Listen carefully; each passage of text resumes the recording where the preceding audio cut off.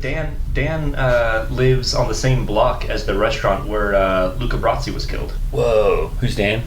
My godfather. Okay. Oh, cool. Some history. Yeah. Are there tours that go by? Does he? No, we're two of the only people who care. You know who that is? Yeah. Yeah. Who is that? Is it like a criminal? Luca Brasi. It's Luca Brasi. And you know the Godfather? May your first child. The guy who gets be a strangled. masculine child. Oh. Yeah. So there probably are tours.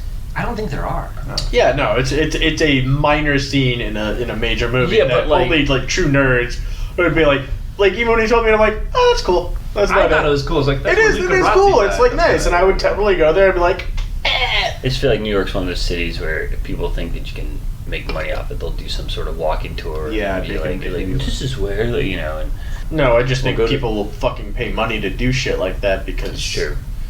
They have too much money. They go to the city, they want to see something that they can't see anywhere else. Like, you know what, that's mean. Look, if you want to spend your precious little time walking around and seeing where random movie gangsters were murdered in New York, you know what? God bless you. Krishna, or whoever the fuck, you do you, boo. You said that, and it sounded fun to me. It sounded fun to me, too. It sounded like a nice time.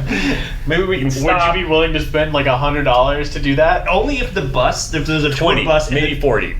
If there was a tour bus and they had like stills from people being murdered on the side of the bus, yeah, like Luca Brasi's bug eyes, like in big print on a double decker. And if we ended at a bar downtown, maybe near the seaport, that was like, and rumor has it, Robert De Niro, after filming blah blah whatever, came here for his martini shot. Yeah. I heard he got snubbed for the Oscar for pick your Robert De Niro film that got filmed in New York. I don't know. I thought you were gonna say and rumor has it there's gonna be a murder here tonight. No, I honest to God, that's exactly where I thought he was going with that too. Turns into like a movie dinner, like a mystery dinner theater. Show. He goes, somebody's gonna be murdered tonight. With the headshots signed up on the wall from when that person came in at one point, and then we all get a coupon for a free pint of Brooklyn lager or something. So when are you opening this? I mean, you did live in New York, so if any of us can do this, it would be you, obviously. I would do it in Austin. I try to find an angle in Austin because that's where. I'm not gonna lie, you could probably do something extremely similar of just random grindhouse movies. Yeah, are you grindhouse movies? Same concept because there's so much shit has been filmed here. Yeah, just a Robert Rodriguez tour. Yeah. All Robert Rodriguez deaths. Yeah. Most of that tour is going to happen in an abandoned whorehouse because of and that's why it'll be great. It's just here's where this person died watching a strip show. That's where that person died watching a strip show. And for our next locale, travel with me 14 hours to the border of Texas and Mexico, where they By the way, this is Misa Hungry. This is a Star Wars theme. This is a Star Wars themed podcast. My name's Taylor. And should we name ourselves, or should we talk about what the podcast is? This is Misa Hungry 4, the Clone Wars. You don't have to say the 4 dots. Oh, like ellipses. No, 4 dots. It's Star Wars, so it has to be ... It's like you're lost in thought. Yeah, well, no, so it's like you're lost. Misa No. Let me. Because in the crawl, there's a dot. Misa Hungry 4 ... and then boom, Clone Wars. But that's the pretext to the title. And okay, but if we do something besides, exactly, if we do something besides Clone Wars, it would then be Misa Hungry 4 ... No, but that's not Rebels. I get that. But I'm saying that Misa Hungry 4 is the title. So the music, the fanfare happens with Misa Hungry 4. That's part of the title sequence. It's not the prelude. It's not But it could be the title and the prelude. No. It Look, could be both. Misa Hungry 4, Misa Hungry 4. Let me drop some history knowledge on you here real quick. I'm just so excited for where this is going to go. I'm really excited. In A New Hope, George Lucas actually lost, I think it was something like $5 million in a lawsuit with the Screen Actors Guild of America. The reason why he's never won an Oscar because he's no longer in the Directors Guild of America. Sorry. Dag. In Star Wars, I'm shocked at how informative this is. This is a real thing. That's what I'm saying. I'm shocked. I did not expect you to have valuable information. It's a real thing. I thought you were just going to say some sassy bullshit. Hold on. So, he got sued for this, and he got sued because he refused to put title cards in the opening credits. He wanted that iconic ... and then boom, Star Wars, and he wanted that to be the opening. He wanted nothing else, and he wanted that to be it. Yeah. So he fucking refused, because the Directors Guild said, like, no.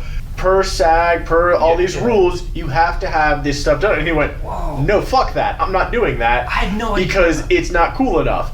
And he got sued for it, and he still made millions of dollars, and then kind of ruined Star Wars later. But, the point is, George Lucas shook up the fucking game when it came to that shit. So why can't we take a page out of his fucking book and shake up the game by making Misa Hungry the beginning, and then the fanfare hits on the new title of the podcast? Okay, so A, you want us to have fanfare, and B, visual fanfare on this audio podcast. So let me just picture this. You want like the blue credits on a black screen. Misa Hungry 4. ...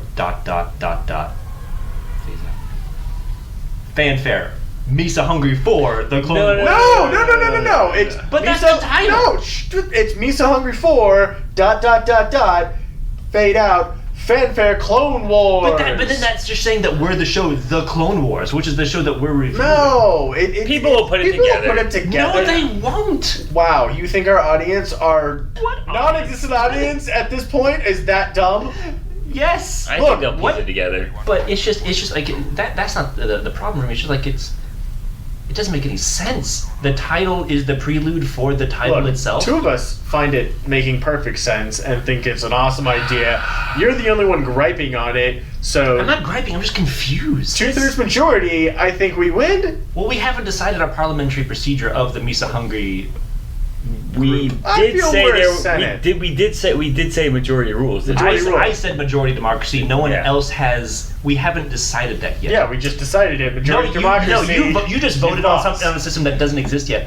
Welcome to the Galactic Senate, motherfucker. I was just I'm indifferent. I think nobody can see the crawl. It hasn't been made yet. It's an audio format. Yeah, so we don't need to. But I'm picturing it in my head, and it's fucking stupid. Well, it's gonna bother me. The title of the podcast is Misa Hungry for Clone Wars. Yeah. The Clone Wars. Sorry, I apologize. Whatever. Well, what's the show called? The show's called The Clone Wars? It's The Clone Wars. It's the Clone Wars. So it's Misa Star Wars, The Clone Wars. The Clone Wars. Yes.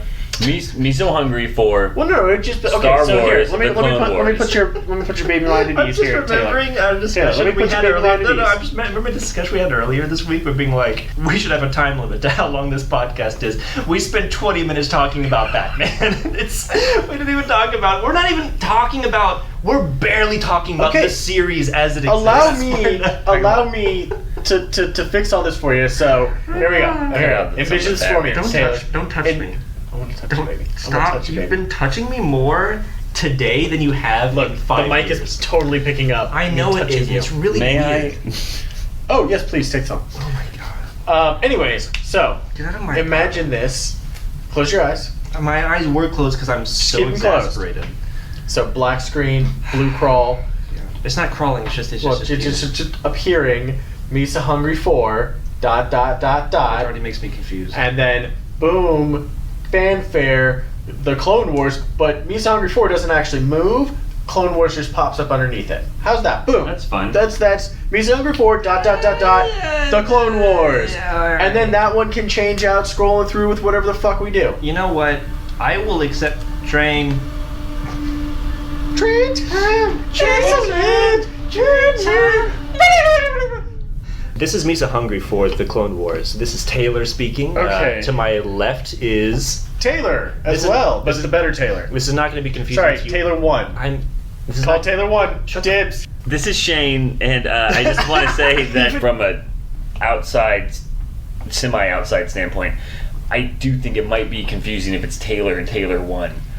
Like the creatures from Cat in the Hat. Yeah. No, it's Taylor 1 and Taylor 2. My bad. Okay, I like what better. You just said. I'm Taylor, and you're Taylor 1. That's really good. Thank you, Shane. What an excellent idea. It's like I got to Earth. Pick your name. Taylor. Taylor has already been taken. Suggestions: Taylor 1, Taylor 1, 2, Taylor 1, 2, 3. The real _ Taylor. I like the Taylor 1 thing. It's pretty funny to me. I've voices are rather different. They are. Mine's nasally as fuck. Yours is Also annoying, nasally and white. Annoying. Yeah, it's All right. The audience will be able to tell. A discerning ear can tell. Yeah, so in this podcast, we will be reviewing eventually episode by episode, but for now, episode / by arc of Star Wars The Clone Wars, the animated series. So, sorry, I have to The burp. second one. Although we should watch the first one, the one made by the guy named We Samurai should, Jack. yeah. It's on my list, but it's always like just kind of like. I watched a bit That's of not it. 3D, right? It's like the No, it's Yeah, the Samurai it's Jack. Samurai I watched a Jack bit with of it. It's 2D. fucking crazy. It's like it's technical. Is it still canon? Yeah. Because it's like right before the series became. I mean, Disney labels it as something like vintage Star Wars. I'm just like, Yeah. what the fuck are you talking about? But Is it called the Clone Wars? It's just Yeah. called... Yeah, it's called the Clone Wars. Like it came out before the Clone Wars. They're the same show technically. For the podcast listener, Shane is holding his phone up and has placed his hand gently down on the table to announce something to us. I think it's that our names are actually wrong. I have discovered Star Wars Clone Wars. They don't have the. Is the 2003. Ah. Star Wars The Clone Wars is the 2008 one, which we will be talking about, that has the 3D animation Okay. rather than that 2D Samurai Jack. I think we have made a stuff. mistake though, because we all came here prepared to talk about the first We're episode. making a podcast about an animated Star Wars show. We all made a mistake. No, we're all winning at life right now. But shouldn't we have like watched the movie first? No, but I thought about that. I think we should do that part. The movie could be like a commentary. Yeah, thing. yeah, special. yeah, It could be yeah. Because like we Christmas. should watch that with like Steve and Yeah, Lindsay okay, and them. okay. Like, It's that'd just be the fucking movie fun. happens first, and it like No, who gives a shit? Because like the movie stuff would be fun with like a group of people. Like, it'd be more fun. and the movie is unfortunately kind of terrible. Yeah, Him but and no, what it is the movie? What are you guys talking about? There was a movie. That There came was a out with movie it. that was It's like- technically like before. So if you've watched, I know you watched a few episodes in, you've gotten to the character of Ahsoka and Anakin. They're back and forth. It's like an intro. And she, for it. yeah, and she refers to him as like just out of nowhere, just calls him Sky Guy, and like they have this weird fucking relationship out the gate, and like reference like these weird things that the show like acts like you should know. Yeah, that's because there was a movie that explained all of it beforehand, and it comes up in the actual show, like the whole Zero plot and everything like that is a continuation of the movie, and you kind of need to watch it for some context, but honestly, you could never watch it and pick up everything you need to know. I'm going It's to watch it not now. a great movie. Now I'm going to watch it. It's like the first season. It's just kind of like you could be so good, but So it's a slog. It's a fucking yeah. slog. We should do this for like a Christmas special. Yeah, that's what I'm or thinking. something. Like, it We should should be- do All it. right. You know? Okay, well, let's actually talk about episode 1, which is entitled. Taylor, we just watched the episode. What was the episode called? Yoda. Hold on. Saves. I just saw the it. space Arabs. I just saw it. Oh my god. Tell me they're not racist caricatures of Arab people. Well, okay, first off, I don't think they are. That's not what came to They mind. are. So what did it say about you? No, It's- anyone, that just says that you're too innocent. Anyone who watches, I was thinking to myself, You just okay, kept yelling Afghanistan. This is Afghanistan. Oh my God! That's this true. is a commentary That is on true. Afghanistan. That is true. That's exactly That's what so racist. I thought they were Jewish people in the movies, but now they're clearly Arab they people. are. They're racist characters. Like the what's his name who owns Anakin Skywalker in the Yeah. Phantom Menace, he's a racist caricature of Jewish people. He's a racist character, sure, but it's more just a generic Middle Eastern person. Okay, us deciding what specific like ethnic group he is a racist caricature of will become the new racism. So we need you to just stop it there. And My disagree point that is, he like, is I never- racist. I and then never- move forward I looked to at him like- But my point is, like, I watched Phantom Menace. This is real racist, just like right out the gate. I love it. And I wondered to myself, I wonder if they're going to tiptoe around this in the series because I don't really remember. I remember Jar Jar Binks still being a problem, but I wonder like how quick the racism is going to come Yeah, in first the animated episode. series. The first people who talk. Can I? Where's the? Wait, what's the racism? I'm sorry. I'm it's- missing. Maybe they're I'm kind missing. of like think it's- Arab kings. The They Tridarians, the ones with the wings, the people. Yeah, who their feel whole garb racism. is Arab, and they talk. And Is it, it? no, Is- it's not. It's not overtly racist. He is blowing it out of the water because of America's involvement in Afghanistan, and he just parallels the two. I'm blowing it out of the completely. water because the Phantom Menace has a precedent of being mad racist. Yes, this isn't Phantom Menace though. Okay. It's better than the Phantom Menace. It didn't come off. It's not super racist. It's like has a whiff of racism that Taylor's white guilt overblew. Now I will talk about how fucking Yoda is a piece of shit. It's not a white guilt. I mean, I do. Oh yeah, no, guilt. Yoda's failing at his goddamn job. We need to set some rules for this podcast. We're really off the beaten path. One of us is supposed to be the taskmaster. What do we call them? Squad leader? Squad leader or something like that, yeah. Squad leader's good. Do you like squad leader? Squad commander. It's kind of like the dealer of like a poker trooper. game. They're gonna be presenting quote unquote the episode, which I don't think I'm mentally fit to do because I don't even know the name of the episode. I know That's why racism when I I'm see shaking it. with his You phone. did your guess. Yoda tries to help the space I Arabs. think we can all agree it wasn't a serious guess. I mean, it was full of white guilt, but yeah, sure. It's not full of white guilt. That's just I said something along the lines of escape. I think that's what I had in my head. Test. Oh, You said test. You said test multiple times. Test. Roll the tape Right. back. It is test. You're right. It's Test. recording right now. I can't roll the Test. I mean, that's for future I'm you. not typing. I Future said Taylor, test. roll the tape You are back. correct. I said test. I'm remembering it now. What Still roll the did tape you back. have? Did you have a guess for what it might be called? Anything like Well, I'm that? assuming it's like escape. Yeah, you because keep saying escape but now. it's not. It's ambush. He just fucked you up there. You feel that bait and switch, motherfucker? Literally just saw the episode, so I was trying to maybe shake something loose. To like half of it. I just ranted about Yoda being a terrible leader. I know Taskmaster will take us back to Yoda maybe as we go on. You just up and owned Taylor on a podcast. I wouldn't know. It was good. It was You a are good one. squad leader this episode. You are running the show. Wow, just pawning it off like I'm that. not pawning it off. I'm just saying, like, he clearly shows leadership aptitude. Like he has the stuff. All right. Unlike Yoda in that episode, I want to get to that about Yoda being a terrible. He is a general. I believe they call him general at some point. Yeah, all the Jedi They're are generals. Yeah. All the Padawans are commanders. Okay, That is the military structure here. which is problematic to say the least. Yeah, like systematically, top to bottom, it is a problem. Shane, you have not gotten to season 2 yet. I'm so yeah. Oh my god. I will just say this because I was watching this with Olivia, my girlfriend, and there were several moments in this like 23-minute episode, not that long, where we would turn to each other and just be like, Yoda is a terrible general. If we were any of those clones, I would be so confused about what my duties are and what is expected of me. Oh yeah, no.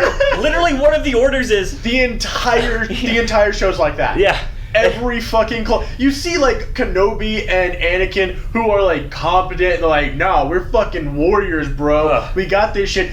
And then you see, like, other ones that are like, yeah, Plo Koon's a badass, like, soldier and a good guy, but yeah.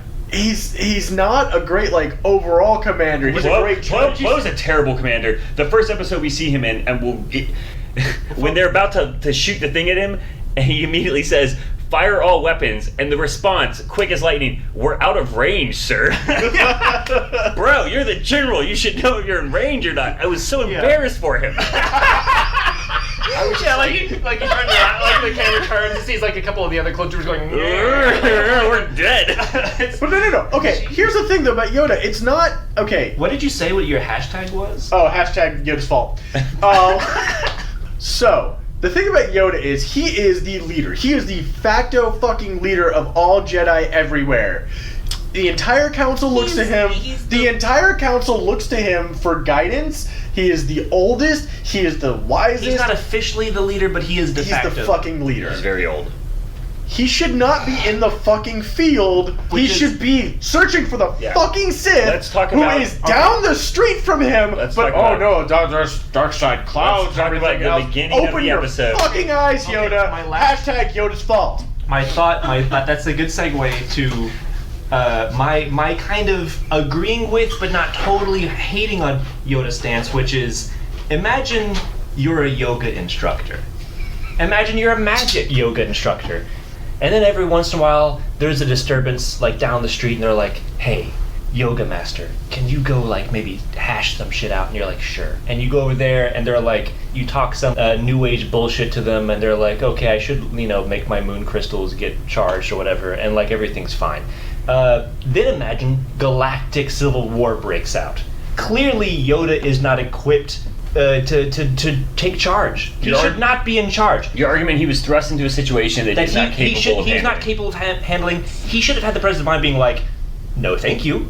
The whole republic being built on the shoulders of these space wizards is problematic to begin with. Yeah. But if I were on any level of the old republic's commanding decision-making group, I'd be like, who should we get to lead our forces in this galactic civil war? The guy who can't speak sentences clearly, or like anyone else? Yeah, I am with you. I think you're onto something real, and I'm gonna bring up the beginning of the episode to prove your point. He's already killing it as the squad leader. I never disagreed. He was the original one. You're the one that volunteered for it. I didn't volunteer for it. You did. You're like, well, I guess I'm the Taskmaster. No, I said. Fuck, I'm the Taskmaster. I said I was accidentally implicated myself. Shane, get it. cut him off. Let's go. No, I don't want to cut anybody off. I just You're want the to say, Taskmaster. I'm sorry. Our trooper. Squad leader. Whatever. If we look at the episode starts off. We're on. Oh man, I wish I knew the planet. Afghanistan. Yeah, Space Afghanistan. And we see the bad guys. I can't remember her name, but bald Cenobite with a lightsaber, Ventress. And she's chatting it up. Wait, what was your description of Ventress again? That's amazing. Bald Cenobite with a lightsaber. That's amazing. It's a bit redundant. You've never seen Clone Wars. By the way, I've never seen Clone Wars. If you remember the D&D Don't game, apologize. Just say like that. Like that's like where we're going. Yeah, I rescind my apology. Oh no, but this entire podcast is just so that we can get Shane to watch the Clone Wars. I'm not gonna lie. That's part of that's like 50% of the reason. Yeah. Taylor 1 and Taylor have both watched the Clone Wars. Shane has not. I just want to real quick, episode 1 in season 1, Ambush, directed by Dave Bullock and written by Steve Melching. Damn. He's crushing it. You know what? You're crushing. You know what? It. I think Shane should just be the squad captain. No, that's a slippery No, we slope. got to switch off. We tried to do that when we tried to review the Less complaints about failed ventures and more. I can complain about Steve as much as I fucking want. You can, but I'd like to, get this done before we hit the 2-hour mark. Then you shouldn't have made a podcast with me. Like that's not. No, I think I shouldn't have given you beer. This is where we hit the touche button. Touche. Whenever somebody makes a good point, we should find a button. By the way, we should have a soundbite for War Crimes. Oh yeah. That is a recurring segment that I want to do. So we don't get back to that until like episode. Well, okay. I would actually. So to argue that point, like I think Shane's on it though. He is. No, not that. Just the war crimes thing, real quick.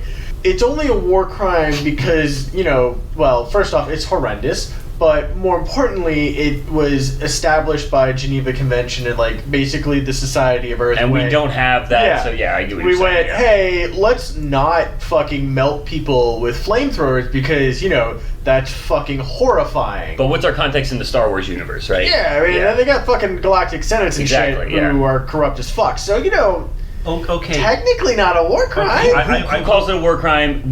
I think we should have a precedent for. History is written by the victors. Well, yeah. What were you gonna say, Taylor?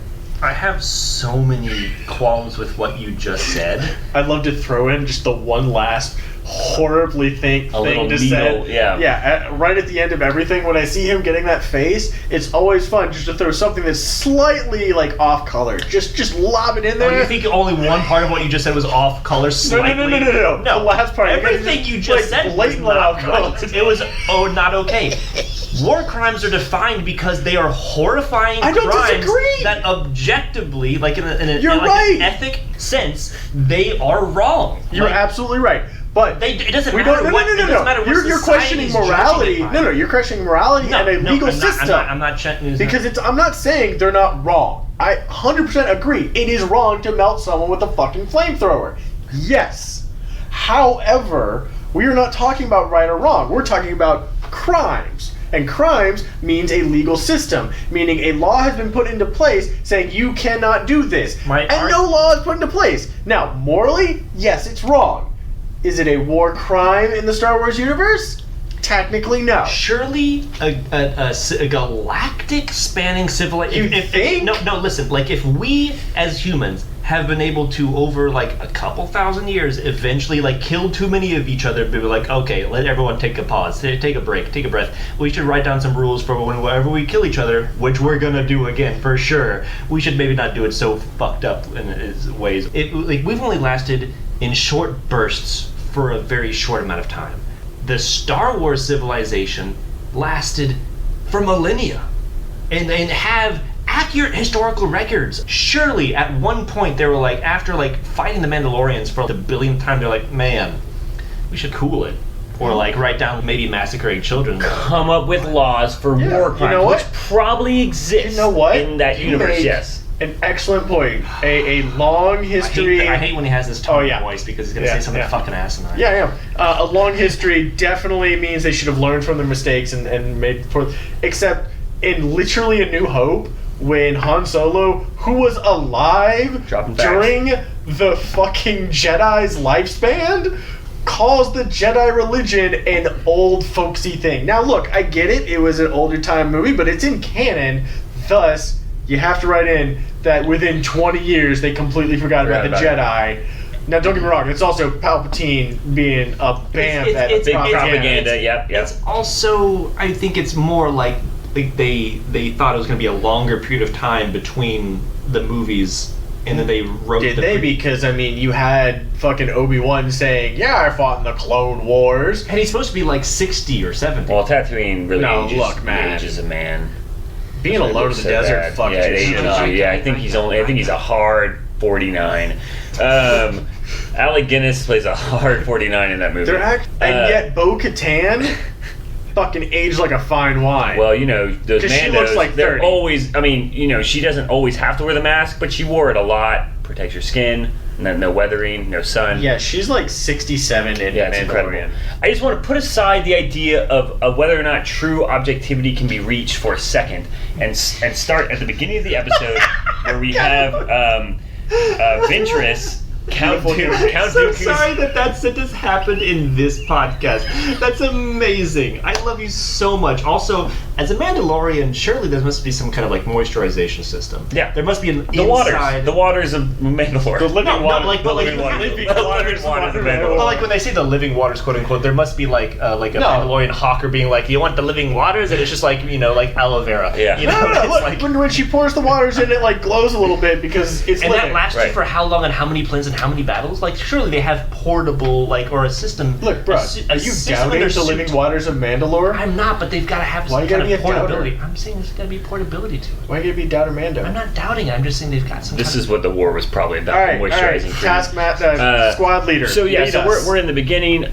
You know, we see Ventress making a deal with the inhabitants, a king, as I gather it, and I believe a racist Arab king. I According didn't to, really. Yeah, You don't have to. if it was really racist, wouldn't they call him like a Shah or something? I mean, come on, we're kind If of it was like. racist, they'd You're have right. a There's no Arab kings. If- Okay, all right. I didn't. Yeah, all right. My bad. All right. Yeah, Sorry. they're all called Sultan there, buddy. Okay. If it was racist, they'd have a curved It sword. was at in the end. 2008. He did have a curved sword. I see what you're getting at. Also, the planet's kind of strange. He's like a king. He's got 2 guards. That's not his planet. That's just some rando planet that they were meeting on. Oh. Was it not? Is it not there? No, it's not their planet. Does he say that? Okay. Yeah, they're just like show up in their ship. But like they're saying they want to build a base on that planet. Yeah, they want to build. It's a part of their system, but it's not like their It's It's planet. not their home planet, so it's part of their okay. system. The king is meeting there with, you're right, a remarkably sparse guard unit. And he's meeting Count Dooku's assassin, Ventress, thank you.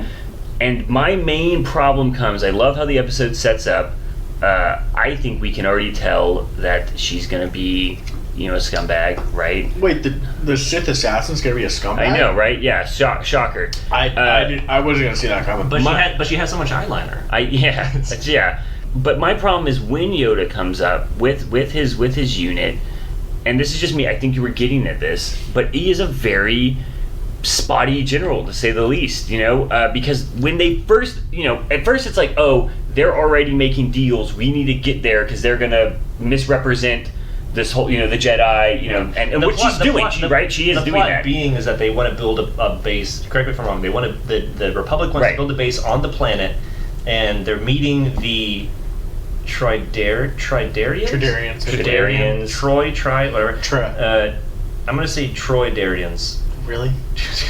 I've heard it both ways. Is it bad that I know where your mind is at that one? Yeah, it's Community, by the by the way. He's making a community reference. Troy Buttsuit Barnes Darians. So the Tridarians. Oh so they want to spend too much time together. I know. They want to build a base there. They're like, eh. And then the Confederacy is like, nuh-uh. And so they send Ventress and a couple of robots, and so then they like in that meeting. They have a wager. Oh, we're not gotten to that point yet. No, we are at that. But I thought it was more of like they are being, they're both looking to... It's like, basically, who are we going to side with? Both of them are trying to get them to side with the other one. Who has the more powerful side? Who's going to be the better ally, basically. They are a, They're like Mandalore. They're fucking neutral as shit. They're neutral people caught between two superpowers. In a not-so-cold war now. And the battle between these two powers will happen on this neutral third-party soil. Oh, God. Or are you saying soil of a bitch because it sounds... Fuck you. Because it sounds Fuck exactly you. like Afghanistan, maybe? It may be because it sounds a little bit like... Yeah. I'm sorry, squad leader, you can continue. No. I see where you're going, and I'll allow it. Which one of us is going to be... Which one do you want to ally with? And they kind of... The point they're trying to make is like, we have a stronger army, we have a stronger army, and this whole thing, I remember them... Well, but one has a bigger, and then they're saying like, well, I hear... There's even the line, I hear one Jedi is worth 100 of your units, or, whatever. And does that make the Jedi the South? Are we messing up the war? This is why the Afghanistan thing doesn't make sense to me, because I don't think it's fully analogous to any conflict, because I really don't understand who is Dooku. And the first of many breakings of Taylor. Honestly, wait. Oh, wait. For those of you listening, Taylor is now just sitting here with his hands on his face, sighing deeply and crying to himself because he hates that it made just a little bit of sense. The Jedi will rise again. Okay. No. And so the Sith are the North? Yeah, because they have more of an industrial complex. I know. I'm explaining it for Shane here. No, flip it. It's the other way around. I think it's the other way around. But no, because... Who literally uses slaves? Don't the Sith literally have... Oh, I'm sorry, because the clones have free will. They do have free will. They're always like... A good soldier obeys orders. We haven't really... Well, that's just the military. A good soldier always obeys orders. That's just the military. First off, you're misquoting. I know, I'm Secondly, misquoting it. He's not going to get it. He hasn't watched that. We haven't gotten to that. We haven't gotten to that yet. Doesn't matter. So far, It matters if you don't fucking quote it. It will make sense. Okay, well then... You can't. We haven't gotten to that part yet. From what we know, a good soldiers follow orders sounds like a very just run-of-the-mill military thing that they should all be doing. You understand chain of command. So you're saying they're not bred, built, and created, genetically enhanced, specifically to do a job, and they are brainwashed at a certain point. But they all have free will because they all, they have different haircuts. They got, no. I want you to repeat that one more time, please. They have different haircuts? No. The right before that. They have free will. At the moment, as we see them in the show, they do. Okay. Yoda asks them for their opinion. He even, he talks to them and says, "Hey, in the cave, they have that cave time. They have that cave time," and he's like, "Hey, you're good at this thing." Yeah, but Yoda also... That cave time seems nice. First I off, wish I had more cave let's time. talk about how Yoda talks to them. Hey guys, get your shit and hurry up. We got a long way to go. We got to be quick about it. Tap, tap, tap. Yeah. Guys, let's hurry up. Tap. Oh, that giant army? No, you three just sit there and chill. Let me just take care of it by myself. Because I can take out a tank and a battalion, or 2 battalions of robots. Yeah, robots. But I can't walk faster than a slow crawl. Yet I can tell you to hurry the fuck up. The slow crawl, I can imagine he's teaching them, because we've seen all the Luke Skywalker bullshit, he's teaching them some lesson on patience. But that was on a fucking jungle planet, and it was training time. It's a bit. It's a good bit. This is fucking battlefield situation where actual speed is of the essence. It's why he's not a great general. He's a terrible general. He's god awful. But he's a good teacher. He's a good yoga instructor. Yeah, but you're right. He's an You're right. excellent yoga And I love this instructor, idea really. that he's, he was the yoga instructor in the little swamp village that everyone loved. And when it came to intergalactic war, you know what? He might have been getting lucky all these years because these people should all be dead. Anyway, just to go back to the very beginning, this wager, they're deciding what to do, and this is my main problem. This is my very first point on why Yoda kind of, I think, falls short, to say the least. She offers a pretty juvenile challenge. They're literally. This is going to be $1 billion, maybe $1 trillion deal ultimately down the line. Lives, money. The war hinges on who they're going to pick. To a certain aspect. Okay, whatever. Maybe I'm overblowing. It's a big deal, though. Yeah. And literally, she's just like, you know what? Let's turn it into a game. Let's make a fun competition. And the king rightfully says, no, that's disrespectful, and I don't think we brought Yoda out here for this bullshit. He literally says something along those lines. And Yoda, he has the out. The guy gave him the out. He was like, this is unprofessional. We shouldn't do this to our politicians, to people that I'm courting with. We shouldn't do this with human lives. Yeah. And then Yoda says, no, it's okay, I accept. So then all of a sudden it's like, oh, we're gonna play a bullshit game. Why would Yoda do that? Why wouldn't Yoda just you were brought here on diplomacy and to try to barter?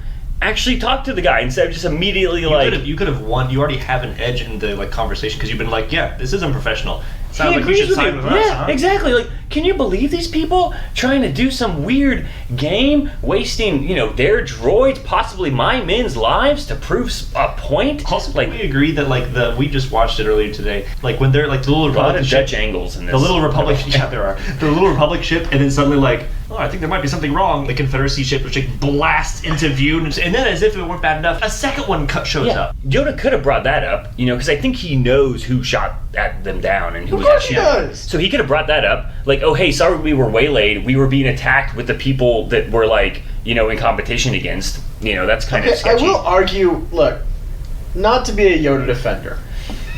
All right. I will. Apologist. Yoda apologist. Yoda apologist. Not to be a Yoda apologist or anything here, but to be fair, Yoda did know in that one aspect. Yoda knew that look, he's down. All of his men are dead, blasted out of space, and this crazy Sith chick. The only reason she's not gunning this guy down right then and there, which let's face it. The second she knows she's lost, she tries to do anyway. So he knows that that's going to happen. The whole strategy from the Confederacy is not we need to get an installation there too. No, just stop them. Yeah. And the only thing, just fuck with them, and if they say no, kill them. Yeah. As incompetent as Yoda is, Dooku dropped the ball by sending his assassin to play diplomat. That was a bad idea. No, he had no point. No. He knew exactly what he was doing. Dooku's bringing his A game today. Yeah, it's don't mistake me. His A game. Okay. I'm going to agree with Taylor on this one. No. Dooku's bringing the A game. Because this is a small planet. This is he knows that they are probably going to side with Yoda. So he's not really trying to convince them. Interesting. He is giving them the option because having them with him is a lot easier. Because Dooku believes he's the hero of the story. Yeah. But honestly, he sent her there to kill him.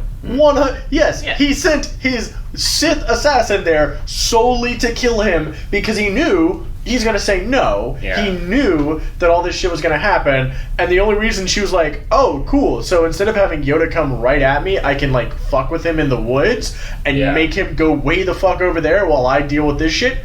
Yeah, hey, Yoda, let's play a game. And then Yoda, agrees to it Well, he agrees to it because he's I can't make it. If I say no right now, I'm not going to be able to do this. Now, the problem here, in my mind, was right after that when he said, they're all right, they're that way, let's go. And Yoda's no, we have to do this slow and pick them off and all this other shit. Dude, you took out half of their fucking army by yourself in one go. Do you really need these guys to do anything? Yeah. And hey, maybe take out Ventress, and once you take out Ventress and the leader, because they're all fucking robots, and have a kill switch, they'll be done. Yeah. The more I see But no, we're going to take a left turn. Yeah, the more I see Yoda, and I think it's going to, play out more in the show like this, he really strikes me as a character kind of like what Mahershala Ali was playing in True Detective season 3, where he's dealing with, he's like 800 plus years old. He's dealing with some like advanced, crazy space Alzheimer's, and he's doing these plans, and we're all going along because he's General Yoda. But yeah, who knows what planet he's on half the time when he comes to. He's been in so many wars. He doesn't think he's talking to these, clones at first. He probably has like flashback, and then all of a sudden he realizes like, oh shit, yeah, that's right, I'm here. Don't be a Yoda apologist. I'm not being this shit. I'm just Yaddle is fine. Yaddle, same race, same age. I don't know Yaddle from she's Eve, like man. 112. Isn't Yaddle a girl? Yeah, I will say so that Yaddle is like the other species. but I don't know anything about her. She basically is like. I will say. Are you cutting me off on my Yaddle? Because I thought you were gonna spoil something. No, it's Yaddle's not even in the show. Yeah, they are. They're in the Tales of the Jedi. We're not watching Tales of the Jedi. We're going to though. Possibly. I know Yaddle. So, anyways, Yaddle spent most of her time like imprisoned or some shit. That's why they gave her a master's, because she spent like 100 years, like 50 or 100 years, like a stupid amount of time just in prison, and then comes out and is like, yeah, I'm fine, let's do this. Yeah. So, whatever Yoda can't handle with his long life past, fucking Yaddle's got I don't know anything about Yaddle, so good on them if they can handle Also, it. Grogu's seen some shit, and he's fine. I will say that Yoda. I see your point, but I would say that Yoda is a really good teacher. He's not a good general. Teacher, like learning wise, he is teaching what few clones he has left a valuable lesson. We see it in the cave. Like he's All like, no, like three of you should think of, yeah, exactly. But those 3 learn something. Will they live to tell the tale? Yeah, maybe Probably they should not. have learned to have a competent general that scanned the planet to see if, hey, maybe some fucking robots were down there and it might have been a fucking trap. I'll say that it's. Look, you're not going to catch Obi-Wan or Anakin with the pants down like that. Listen, Joe Rogan, I know you love Anakin Skywalker, but I'm just going to say... I mean, our savior? I think any Our of those... force and savior? Any Make of our those galaxy whole troopers... Any of those troopers that made it to the planet, they're living on a freebie, because Yoda literally said... Make our republic great again. Fire... You gonna be his campaign manager? Or? You know what he does. You know what he does. You know what happens.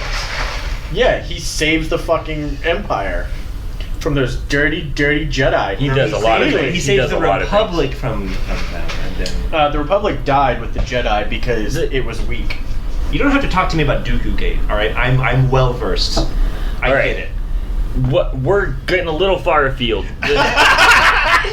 But my point being is that like Yoda is a very good teacher. He's a great yoga instructor. He is not a general. I agree with you both. Yeah. He shouldn't be leading fields, but he does. He can't even give clear and concise orders. But he is able to give crucial life lessons that the clones can use in combat scenarios. Should they be following his orders? No, but they can take his lessons and put them into military practice. Yeah. So I will say, as 6 months of their lifespan as a Yoda neutralist, but I will say that his whole idea of like for a kids show, it's good. They're like, no, you shouldn't think like in a straight line. You should think outside the box. You should show empathy for characters. Unless they're droids. Exactly. I don't want my kid's show to give me morals. I want violence and flashy. Hashtag John Connor was right, Shane. I agree. But I'm gonna say that in terms of, it's kind of like the Star Trek, which I was telling you earlier. Yeah. It's a Star Trek issue where Next Gen kind of gets into this, but Deep Space Nine really gets into it. You have the best ideals possible, and you are faced with an opponent who outclasses you, is stronger than you, wants to conquer you, and has no time for diplomacy. What can you do against the face of that? That show wrestles with those issues a lot, and suddenly the Jedi, who have these very good ideals in some aspects, a lot of aspects, they've got great ideas. What if somebody just wants to fucking kill you? What are you gonna do? What are you gonna do? So you're a great teacher. You teach. Bomb their planet to glass. We're talking about okay, maybe just in this episode. Also, are we going to episode, forget about why in this Mandalore is basically at this That's point? Empire. That's Empire. No. Empire finishes the job, but if you like, all shots of Mandalore that you see are just fucking desert planet and look all fucked and are terrible. You know why that is? Because the Jedi bombed the ever-loving shit out of them. It's because they're uppity sons of bitches who keep on starting wars with people because they're... Oh, I'm sorry, your peace-loving teachers bombed the shit out of their planet to where it is not inhabitable except for their domed cities. I want you to imagine... We're getting into like an English-Irish conflict now. I want to back up a little bit. I want you to picture something real quick. You're teaching a lesson of yoga. You've got some nice... Downward facing dog going on? Yeah, you've got some downward facing dog. Maybe some advanced moves even going on. Some of your students are going, a bit outside of like the curriculum. You've got some nice sage burning. You've got some like nice like gong, like ambient tunes playing. How do lightsabers work in on this yoga? You're just doing that. Suddenly, these fucking bro-ass sons of bitches wearing nothing but this indestructible armor come in being like, it's my religion to kill all of you. Fuck them. Fuck them so hard. Not that I really like to agree with hippies, but in this case I might. I just want to say, the whole Jedi-Mandalore conflict, because it doesn't directly relate exactly. Everything directly relates to Mandalorian Wars. How dare you? It is history of the Jedi, and the atrocities that they did before we even get into the atrocities of the Clone Wars. You want to talk about war crimes? The only way to avoid our present doom Agent is Orange to ain't got learn shit our on past. Jedis. And you're just going to go willy-nilly into some circumstance. This is why they never learn, Shane. Because people like you want to just brush history under the rug. Motherfuckers like you think history starts with the goddamn embargo of Naboo. Yo, that's where history started. The Trade Federation had nothing to go against. Like history happened before, okay? Millennia. Let's move forward with a general awareness of the Jedi and Mandalore Wars and the overall Jedi war crimes that they committed in the past. Thank you. As we're moving forward. But let's right now focus on this competition between Yoda and Count Dooku's assassin. Hashtag Reverend was right. Also, I'm gonna point out that how long have we been recording? Don't think about it. Just keep going. Because the episode's what? Don't think about 22 and a half minutes? Don't think roughly. about it. Keep going. Okay. And I just want to say that before we get too far, and our critique of Yoda's military prowess notwithstanding, they do end up coming out on top and winning. And I want to talk about something that we haven't talked about at all, which is the complete and utter lack of professionalism. It's not Afghanistan. Lack of professionalism and skill and supposed training, from what I can gather, from the battle droids. I mean, I really think the main reason that they lose this conflict, and Yoda's great, he does a great job. Despite his terrible leadership, the troopers come in and they decide, they learn how to act at the right time. So that being said, oh yeah, I have a rocket launcher. That gives credence to Yoda's teachings, but also I agree with you. All that being said, those battle droids are some of the most incompetent, and it's like shooting fish in a barrel for Yoda. Yeah. I feel bad for the droids. Yeah. These and also they were programmed that stupid. But yeah, that's why I feel bad for them. That's why I feel bad for them. That dumb. They use that as an excuse. I was programmed that way, and I feel bad for them. They're the fodder here. They are. Especially if you watch The Mandalorian and you have that whole. The more Star Wars, it's like the more Star Wars I watch, the more I believe that droids are sentient. Well, yeah, no one questions. In the original Star Wars, they literally have the Original. They have one of those robots literally flipped upside down and being branded and like tortured. Yeah, that's right. And it's screaming in pain. Well, maybe they shouldn't have been gallivanting across the galaxy, annihilating entire populations during the Clone Wars. The droids? Yeah, the battle droids? Yeah, but who programmed them? They're droids. Just because it's sentient doesn't mean it has free will. Droids don't kill people. Oh, yeah. People Sorry, do. Yes. Podcast listeners, Shane is really regretting his decision to be part of this podcast. Well, I mean, it's the same concept. Look, droids are being programmed by their creators, by the Separatists, because all these Separatist leaders are, like, humanoid-ish. Mm-hmm. I mean, you got, like, Dooku, you got the spider guy, you got... Look, all I can remember are the generals is the spider guy, okay? Because, like, him and Anakin get into a beef, and he just keeps chopping them apart, and it's wonderful. Your description of, like, the higher-ups of the Confederacy is like, oh, it's Count Dooku and, like, the bad guy from Monsters, Inc. And, like, that's the extent of your knowledge. You're like, you have no idea It's what the fuck offensive. is Look, going it's on. been a year since I've watched this show. I can't remember You didn't all even the bad mention guys. the banking guild, for fuck's sake. The Banking Guild aren't okay. Droids are terrible. Well, yeah, they're mass-produced from Yankees, obviously. It's not even that they're mass-produced. They're dumb. They don't seem to understand basic combat maneuvers. They get confused. In that episode alone, the main droid, some lieutenant or sergeant, I don't know rank, tells his whole squad to aim at Yoda, and then he has them fire on his command, and he gives the command to fire, I think, about 3 times before they start to fire. What's the excuse? That's terrible. That is awful. And if you're a droid and you're programmed to do this, shouldn't it be fire on go? I mean, what are these guys' excuses? It's like the Marx Brothers over here, en masse. I also want to say they seem to show fear. They show fear at Yoda because they all know who Yoda is. Well, yeah, they were scared. programmed for fear because it was funny. Yeah, sure, but that's my point. Is that there are more of these things that just kind of individualize them and make me feel for them more. They make me see them as just a normal every day foot soldier. From any the droid is just a race as any other race. Just wait till we get to Rebels. There's literally an episode. Again, I don't want to get too far afield, but in the next arc, or too far ahead rather, in the next arc, in the whole Malevolent arc with General Grievous and his big warship. Before that warship blows up, spoiler alert, one of the lines from the droids is, "We're all going to die." Before Anakin, or maybe it's Obi-Wan, whoever pulls the trigger to blow that up, one of the droids literally says, correctly, "We're all going to die." And then they do. That's horrifying. They're aware of their sentience. They're aware of their mortality. They know they're being targeted. They know their general has left them. And we get their last line. This is the children's show we're watching. You just went through like the Turing test of like what determines sentient life accurately. Well, they all pass it. I know. And we see Yoda murder several of them. I say murder because this isn't war. This is an off-the-table bargain made with basically a metaphorical handshake.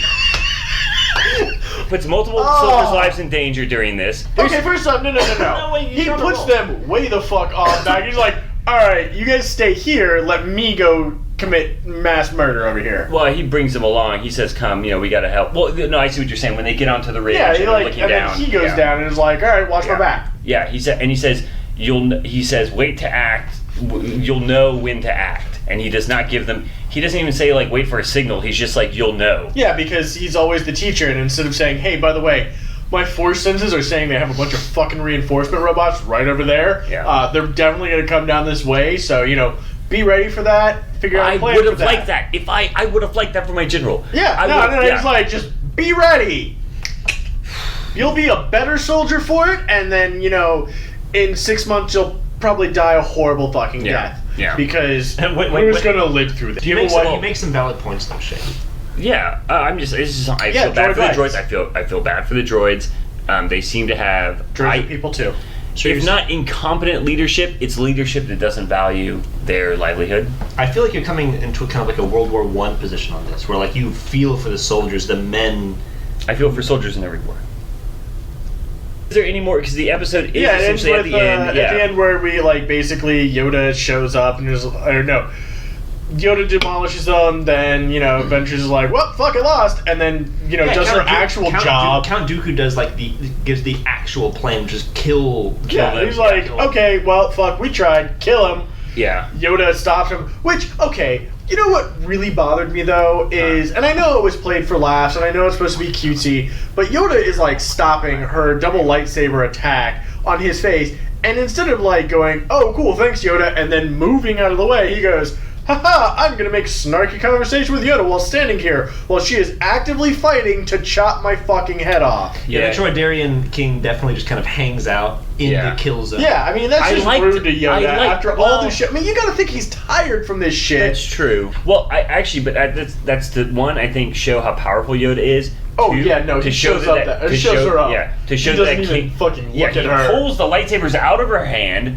What a slap in the face! Oh Holy yeah, no. Before he and does then gives it, her back. and then gives it back. Yeah, it's like you've got a long way to go. Like your boss is somebody who like I trounced last movie. Yeah. But then, as Taylor pointed out, she pulls a Dooku. She clearly learned from the story of Dooku, which is all I can imagine is just a slideshow with her sitting at a little desk, and then like the little like Dooku's clicking through. Yeah, clicking through the slides, and it clicks through. It's like, all right, this is Anakin Skywalker. Best way to get around him is just go for his ego, call him a bitch. He'll lose his shit and get angry and make dumb mistakes. So that's easy. All right, this is Obi-Wan. A lot harder, a bit more challenging. But he blocks the electricity. Watch it. Yeah, watch it. But and don't watch the beard or the eyes. Yeah. That'll distract you. That's how you die. Yeah. Don't look at the eyes. Just look at the blade. Like sand in the eyes. In fact, that is the best way. He hates sand. And then he goes. All right, this is Yoda. Just throw shit at him. Just heavy objects. Just throw it at him and run like fuck. And she pulls. And yeah, no, you're right. Because like it's literally the movie before this, Attack of the Clones. Well, how does Dooku get out of it? Oh, I'm gonna throw this heavy object at fucking Obi-Wan and Anakin. Distraction, and run like fuck. There's something that we didn't really, they really build up the Sith as being nefarious because there's subterfuge. I mean, like the King is like, you have to give him a fair fight. I want this a fair competition, and she's like, okay, I promise to do that. And then we immediately see her giving Yoda an unfair advantage by throwing more troops than agreed upon. I don't remember what the actual bullshit was. But and then she tries to kill the King when they lose. We get that little twist at the very end I thought was really interesting. After the Sith piece is out, the King, they kind of fake us out. I mean, I think we all could tell because it's a kid's show and we are maybe more savvy viewers. But they did a little thing. The King takes his sword out, and I think there might even be a little musical riff that's like, oh, is this danger? Because the King's like, oh, I'll tell you what my answer is. Yeah, and he's like, and he pulls the sword out, and then he's like, I think you guys are the bee's knees, and I'm going to choose a Jedi. And then he puts his sword back, and it's like, oh, he's chosen the right side after all. Arab. That's how they make deals. I'm glad you're coming around. You guys keep saying that the show is racist, and I want to say maybe y'all are racist. I can't be racist. I married a Mexican woman. Okay, fair enough. Yeah, good point. No, Shane. No. Shane, that is not a good point. That is my throwaway joke about racism every time. And I was being glib. Do not ever accept I know blank person as a solid quote for non-racism. I was being glib. Stop. Earlier today, Taylor was talking about how much he hates Yoda's way of speaking or the way he sits. I think you're just criticizing his species. And Taylor 1 was like, I can't be racist. I like Grogu. I've got a Grogu friend. It's like, oh. Look, no. And then I went on with, look, I love Grogu. He's and Yaddle, that's two. Yaddle's awesome. I got two look, friends. and how many of them are there? There's three. Three in the entire species that we know of. I like 2 out of the 3. So you know what? I'm not racist. Maybe I just think Yoda's an asshole. You sound like an old Southern man that just heard there was a singer other than Sammy Davis Jr. out there that was black, and you're just like, oh, I know of 2 of them. My point I actually wanted to say was to analyze it in terms of the lore, history, politics, things like that. It's fucked. If you're to analyze it in terms of a kid's show, whoa, the premise of the show is it's just fucking insane. Even the characters in the show, like you were saying, the Chardarian King's what the fuck is going on? This is insane. This whole bargain is really fucked up, and that's episode 1 of a kid's show. It is more political and violent than I expected. Honestly, it's really crazy. It fixes and I have always said this. It fixes the prequels. Honest to God, watching the prequels, sure. 100%. After watching Clone Wars, you kind of go, okay, cool. So clearly this was not the original intention. However, with this show, you've given reason for a lot of the shit that we're seeing and a lot of probably poor directing choices by certain people. It fixes the character of Anakin. But 100% fixes the character of Anakin. Absolutely. And kind of gives a lot of... Once you watch him in Revenge of the Sith, you go, oh shit, okay, I understand why you act, why you do the things you do. It's been made very clear, the build-up, because Anakin does not, as you'll see in the show, he's not one day, oh, the Republic's great, and the next day is fascist. No, there is a actual build in the show of him slowly becoming a fascist, and it's terrifying it is to good. watch. And I'll say there are 2 points. The one, if like, he's pretty crazy for like a kid show. Episode 1, yeah. season 1, to be like, you're basically dealing with Cold War politics, and then like a character in the middle of a war being like, no, everyone calm down. And this is why I'm a Yoda apologist to some degree, being like, take your helmets off. Show your humanity. I like that. Show your empathy. The take the helmets off is cool. Show me who you are. Like, I want to show you who I am. Part of who I am is a bad general, but the other part of me is like recognizing life forms as real people. I also want to say I love the take the helmets off, and then I love the fact that it's a cartoon show. It's a kids' cartoon show. They could have contrived a really easy way to have the clones all have different voices and different faces, and instead they were like, no, we're just going to keep it. It's all the same voice. They are all clones. They all have, for the most part. But there are like certain, like main clones do have their own voice actors. Okay. They all sound vaguely But similar. it's all the same accent. You know, they keep that New Zealand accent for the most part. Yeah. And they even, same facial structure with varying degrees of, maybe like facial They have hair and stuff. variations of it, but it's really good variations. Yes. But I like how like uniform it is, because they're making a point there, and that you can still have that individuality with even the clones can have individuality, there is right? humanity there, Exactly. And then They're really good into that too. yeah, and I love that. I love the fact that I think my very favorite thing about the episode, and again, pilots are very hard. First episode's extremely hard. Well, this does isn't a really really the pilot. good. Even movies, even shows that are based on movies, for instance, like fucking Buffy. Yeah. That was a rough. No, don't listen to me. Like the first season is rough. This episode, for the issues I have with it, as a medium of television, is still kind of. And my favorite thing, and I hope they continue it in the next couple episodes. They do continue it. The old-timey war bulletin every time that they start every episode is my favorite. My favorite thing. It's every fucking episode. It's my favorite thing. It's so fucking amazing. It's my only, and I get why they don't do this because it wouldn't really make any sense. But like I kind of wish it was like in black and white or sepia tone or something. Yeah, but it's okay that it's not. Yeah. I get it. Like whatever. a radio It's tower on top of the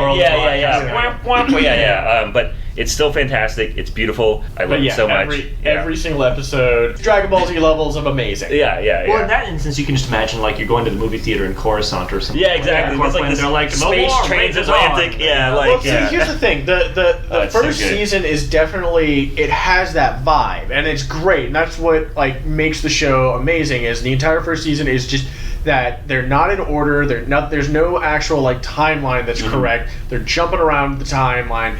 But it's like war stories. It's like, okay, cool. At this part of the battle, this is what's going on. This part of the galaxy, this is going on. Yeah. This part of the galaxy. Let's check in with these, and they are 100%. There's newsreels that you'd see in World War II, which is great. I will say though, my comment of is it a good like TV show, even with thinking about it as a kid show, like I will absolutely. It's a solid TV show, you think in terms of like analyzing things that happen in the universe? A lot of crazy things are happening. It's really interesting to me. Is it if you were to say to somebody, a group of people in the late 70s and early 80s made 2 really amazing movies, and then a pretty decent movie after that. Usually that sentence is as far as that story goes. Like Indiana Jones?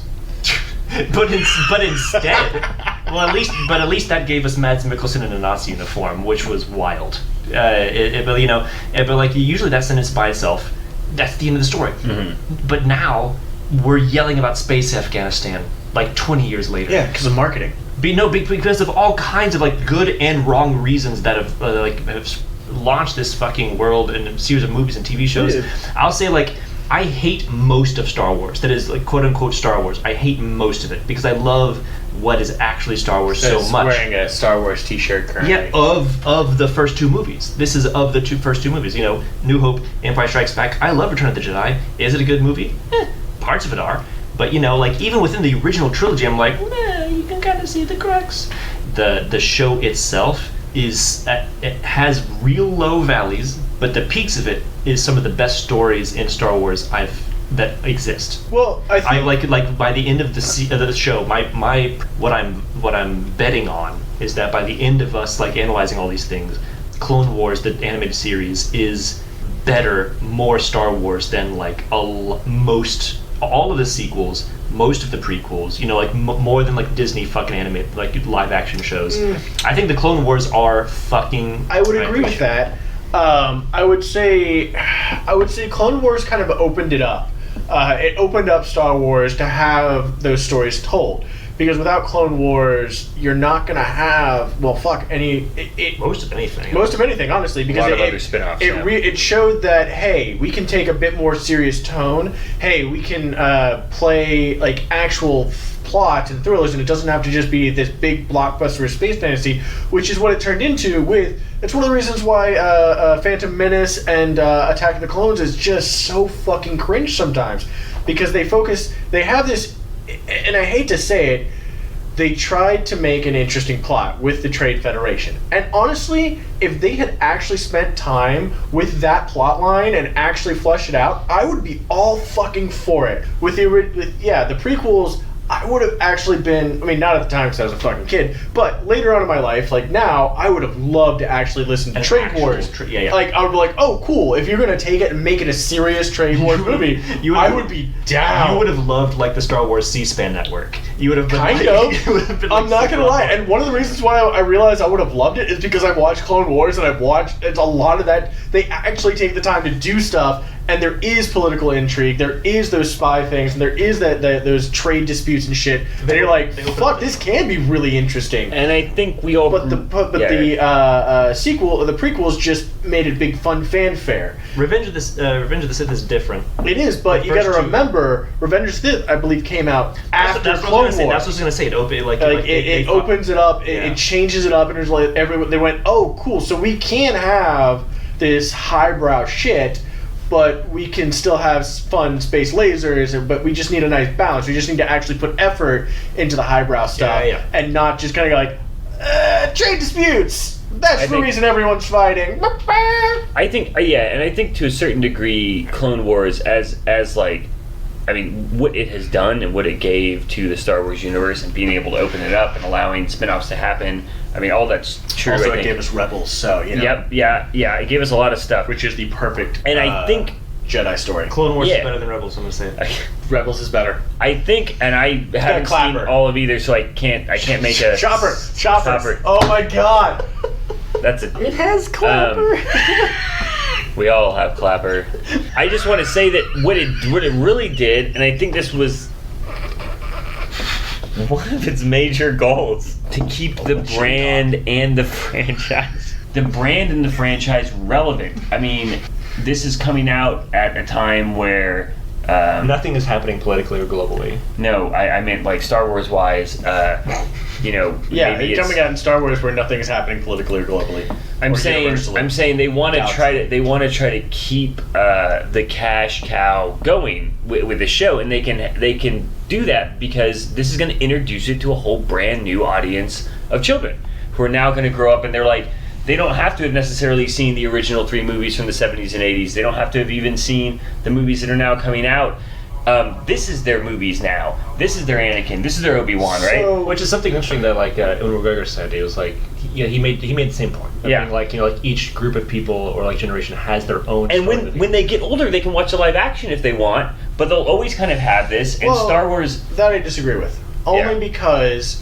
And I feel it's one of your biggest gripes about Star Wars as well, like when you complain about things. And they're not great movies, but at its core, Star Wars has always been a movie for children.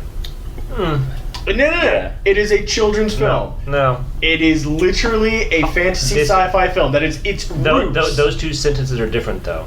But no. It wasn't made. It was made for adults to be able to enjoy. No, but it wasn't made for adults. It was made for kids. It was not a kid's story. It has the enthusiasm and zeal and gusto of a younger spirit, but is not a children's movie. The Return of the Jedi, children's movie. New Hope, Empire Strikes Back, not children's movies. Can it be watched by children? Can it be enjoyed by younger audiences? Sure. They don't say like. It's not fucking Deadpool 2, It's not Pulp Fiction. So Deadpool 2 is a family movie. They say it many times. I just want, I think just to like, I think regardless of who ended up, whose butts ended up being in the seats, and I don't know this for sure, but I'm pretty sure that the studio was viewing this Star Wars film along the lines of like a lot of films in the 70s, schlocky sci-fi films in the 70s. That were aimed at maybe a more young adult, nerdy audience, right? Somebody that would like. So yeah, they could be enjoyed by kids, but it was kind of like, who's going to go out and see this? Nerds and their dates, right? Like adult nerds and their dates, right? I'm sorry. You just said nerds and their dates from the 70s. Hey man, it was swinging. It was love, free love. Everybody was getting laid. Everyone was getting laid back then. Except the nerds. Look, man, I've seen Revenge of the Nerds. I know what was going on. Yeah, but I think there was some. I think there was stage is Devo. There were some nerds. Yeah, there were some. I think there were some nerds getting laid in the 70s. I just think. Look, I'm not saying Prince didn't get laid. I'm just saying that most nerds. Prince is not a nerd. Oh, I'm sorry. Prince is kind of a nerd. He's kind of a nerd, but he's like a hot. He's a music nerd. He's not a nerd. He is Prince. He's a music nerd.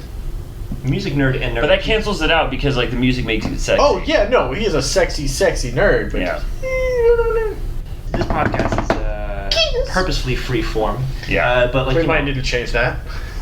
So, but like, I'm serious. How long have we been? I don't want to talk about it. You'll cut it down, right? I'll cut it down. Jizz band was like 4 hours. I cut it down to like an hour and a half. Hour. Okay. Yeah. So like, lots of things. Yeah, but Jizz band didn't have as many like gold nuggets by me. Oh, I wanted to ask you, Taylor the first. We had Taylor make a prediction.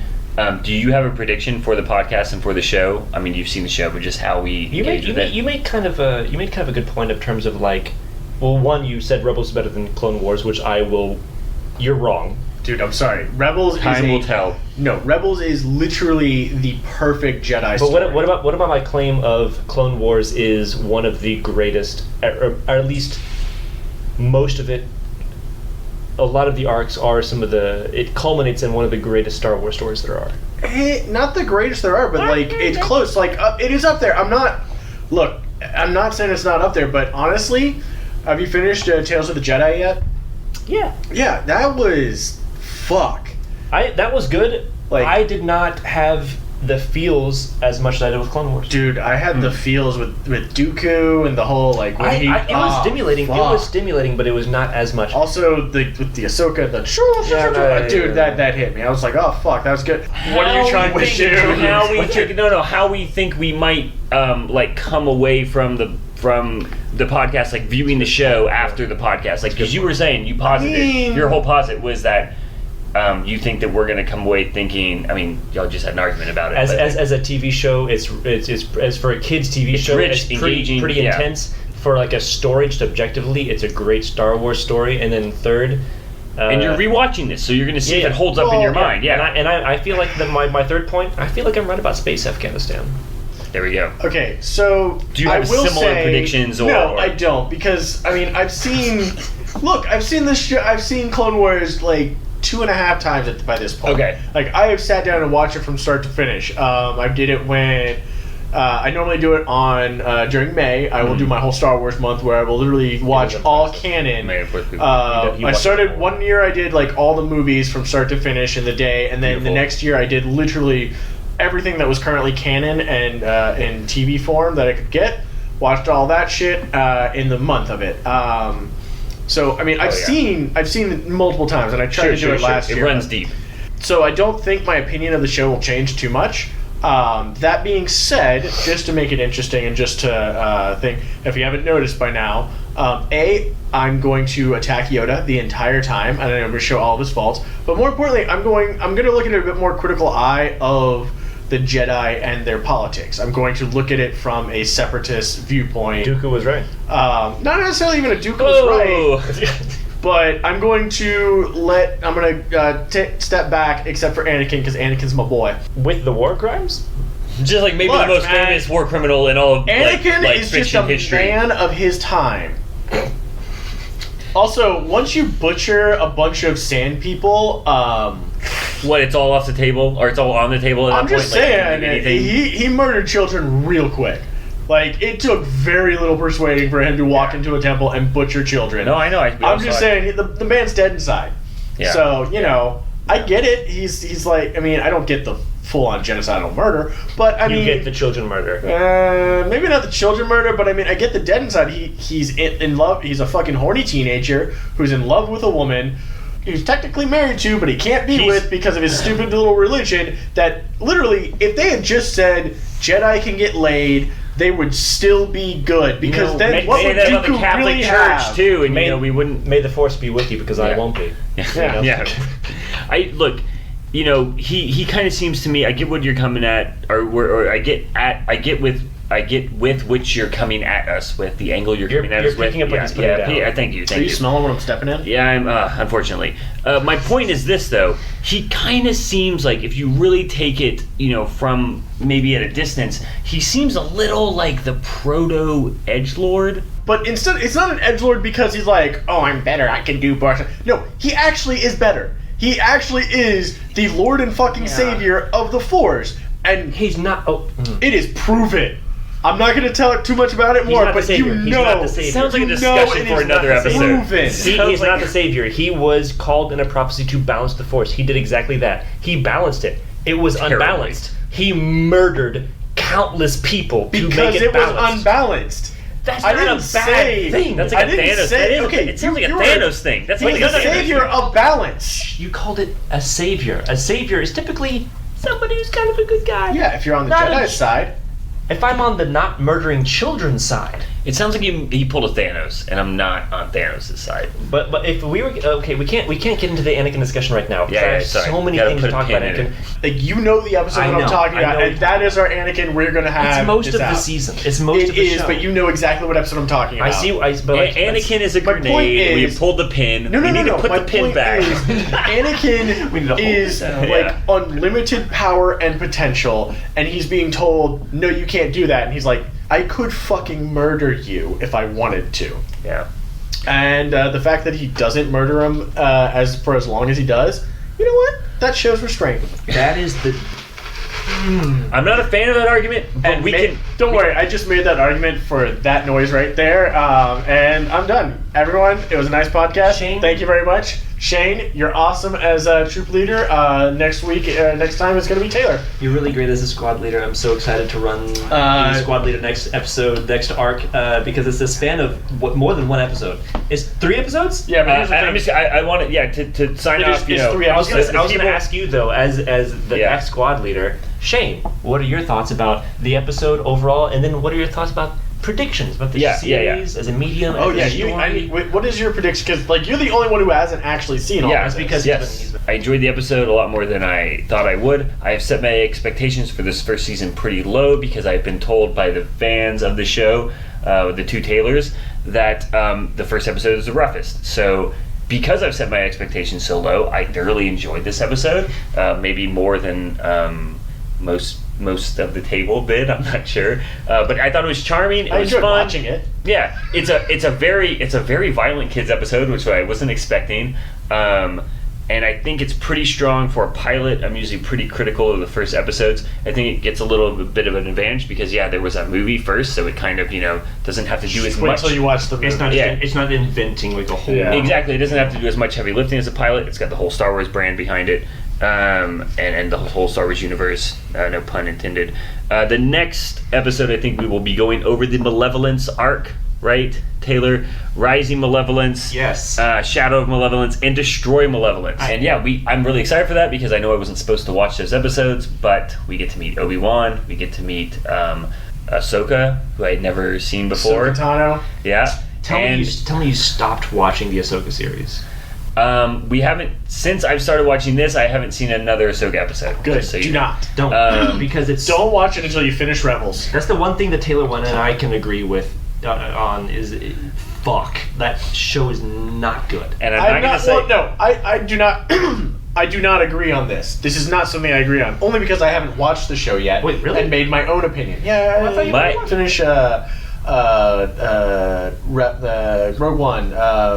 Andor, thank you. Yeah, it's great. Andor is I fantastic. needed to finish Andor first, and it took me a long time to finish Andor. My prediction is that I will always have a hard on for Andor. Yeah, Andor was great. Well, yeah, it's a rebel man who's fighting against the fascist government. Of course you would. With Yeah. with Latino With accent. the biggest chip on his shoulder ever. With an attractive Latino actor, yeah. Yeah. Oh my god. I just want to... I'm surprised you're not in your room right now, Diego seriously Luna... just rubbing it out to Andor. Diego Luna, if you want to come on our show, Please don't be deterred by how hard my nipples are right now. just thinking about it. You didn't have to tell him that. I want to be honest. They could cut glass. No, they could cut Diamond. My prediction for this series and the show is that I don't think I am gonna gain too much sympathy for Anakin. I already think Darth Vader is the biggest and baddest war criminal in all of like narrative history that we've had so We're far. not talking about Darth Vader. We're talking about old Anakin plane. Skywalker. But he becomes Darth Vader, Yeah. and so I equate them as Darth the Vader, same as person. Obi-Wan said in the I- first film, Darth Vader kills Anakin Skywalker. And I get why Obi-Wan has to compartmentalize and go that route. Oh yeah, no, I want you to while you're You watching get why this Obi-Wan show. Kenobi has extreme PTSD. Yeah, watch the show and then just Extreme watch personal honestly, you don't even need to watch New Hope. Just watch all of Obi-Wan talking about Anakin Skywalker and the Clone Wars. It's like those Vietnam flashbacks where you just see the atrocities slowly fade in. Yeah, his mind palace has a whole nother like bit of mind property with all of the war events and all of that just hidden away, tucked away under lock and key. I will say, in the same way that you're a Yoda apologist, I'm not an Anakin apologist, but I feel like Anakin has more reason to be the way he is than Yoda has excuses to be the way he is. And I am not an Anakin apologist because Anakin has nothing to apologize for. And those are the extremes we land on. We'll see where the predictions Darth Vader play might, out. but Anakin is our Lord and Savior. Wait, he's about to close out like Jeff No. Carson. Oh, please. I know, please. right? Yeah. Carson, I was kind of going. I was close going this more out. for a Casey Kasem, I think, in my Go head, for but it. no. No, I got nothing. gotta be about- But anyway, that's the end of the first episode of Misa Hungry for the Clone Wars. Don't forget the dots. I had them Please in play. forget them. We didn't agree on That was the first episode, Ambush. Join us next week. We'll have Taylor talk about the arc of the Malevolence. We'll see how General Grievous gets into that crazy battle with Obi-Wan and the rest of the gang, and we'll see who comes out on top. Hey, it'll be fun. We'll all be here. All right, I'm Shane. Wait, should we come up with like a tagline to sign out with? What do you want? Misa Hungry. I don't want to do a Jar Jar impression. No, if that's what you're getting not at. allowed to. Oh, okay, good. Yeah, good, I good. actually did a Jar Jar impression earlier, and he literally forbade me from doing Okay. it on air. Like portraying a racist caricature is just you're just a racist caricature. Why is he racist, Taylor? I don't know. I don't know why they chose to do that. No. I'm asking, what is racist about Jar Jar Binks? And that's the end of the podcast, ladies and gentlemen. Have a good night. That's our trade-off. That's our sign-off. What is racist about Jar Jar Binks? Every episode should be that. Or not Jar Jar Binks about some character. And then you have to, either they explain it or the episode ends.